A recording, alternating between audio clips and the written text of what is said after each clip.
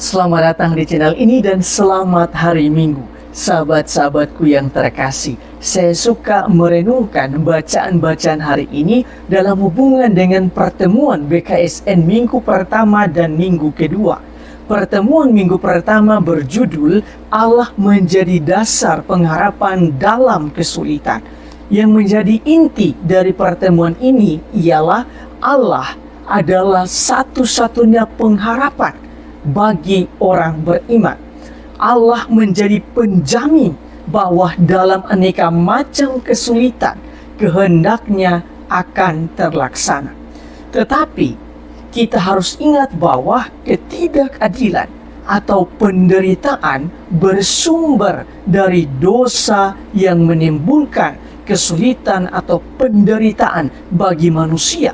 Maka kehendak Allah hadir untuk menata dan merapikan kembali segala sesuatu yang rusak akibat dosa.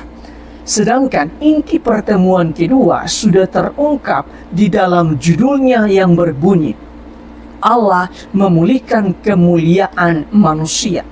Pertemuan ini hendak mengingatkan kita bahwa kemuliaan manusia datang dari Allah, karena Allah menciptakan manusia sebagai makhluk yang secitra atau segambar dengan Allah.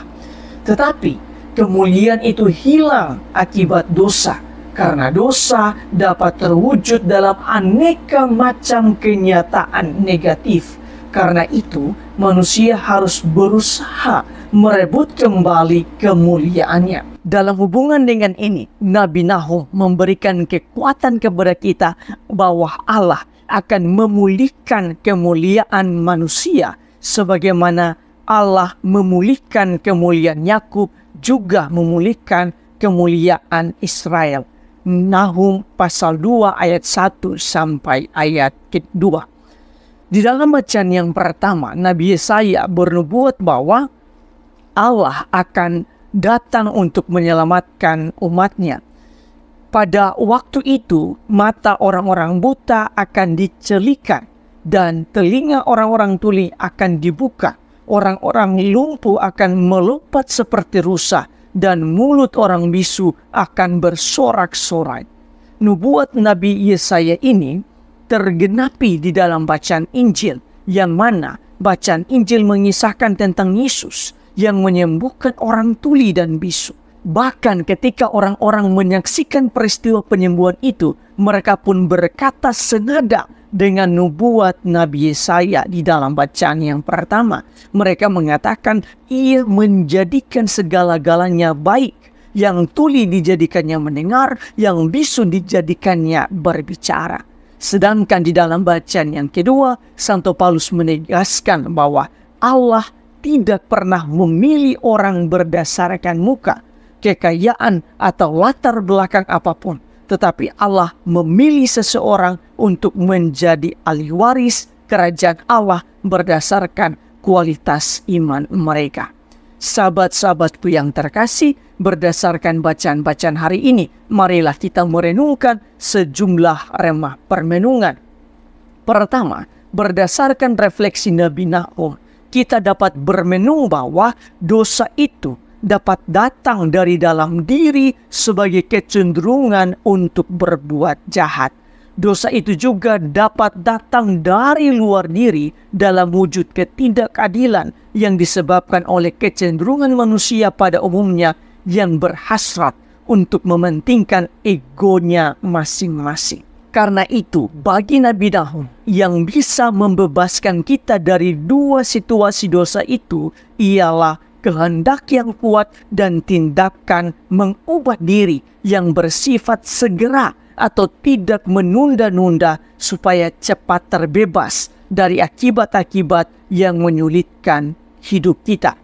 Kedua, terkadang yang membuat kita tidak memiliki kehendak yang kuat untuk mengubah diri ialah karena hati kita yang masih tuli, hati kita yang masih bisu terhadap ajakan Tuhan untuk bertobat atau berubah. Bacaan pertama dan bacaan Injil mengajarkan kepada kita untuk meminta campur tangan Tuhan lewat kuasanya, kuasa Tuhan untuk menyembuhkan hati kita yang tuli, hati kita yang bisu, sehingga kita dengan mudah menangkap kehendak Tuhan dan kita juga dengan mudah tergerak untuk selalu bertobat dan menjadi lebih baik dari hari ke hari.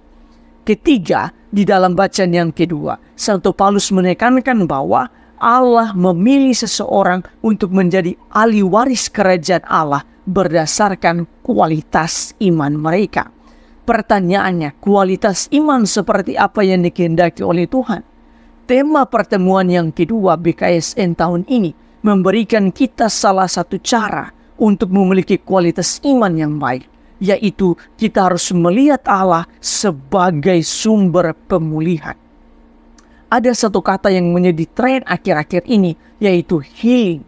Kata ini berarti penyembuhan, tetapi juga bisa berarti pemulihan. Banyak orang mengerti bahwa healing berarti jalan-jalan atau melakukan hal-hal yang duniawi.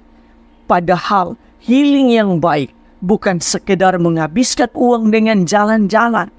Salah satu healing yang baik ialah healing secara rohani. Dalam arti tertentu, healing yang sejati ialah healing bersama Tuhan. Keempat, pertanyaannya, apa itu healing bersama Tuhan? Healing bersama Tuhan berarti kita datang kepada Tuhan dan dengan rendah hati kita mengungkapkan semua keluh kesah diri kita. Tetapi pada saat bersamaan juga kita harus jujur bahwa apakah luka atau derita yang kita alami disebabkan oleh orang lain ataukah karena diri kita sendiri. Misalnya karena kurang menerima diri, kemalasan, suka membanding-bandingkan dengan orang lain, kurang percaya pada Allah dan lain sebagainya. Kalau memang penyebabnya adalah diri kita sendiri, maka yang patut kita lakukan ialah pertobatan.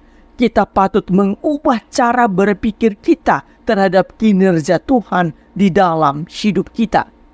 Sebab terkadang kita menderita karena kita terlalu berfokus pada penderitaan itu sendiri, seperti patah hati, kekecewaan, atau lain sebagainya. Semua inilah yang membuat kita tidak peka terhadap kehadiran Tuhan di dalam pemulihan, di dalam healing yang sedang kita jalani. Kita juga lupa bahwa terkadang derita itu membuat kita mengerti dan sadar akan makna dan cinta dan pengorbanan seperti yang dialami oleh Yesus sepanjang perjalanan salibnya.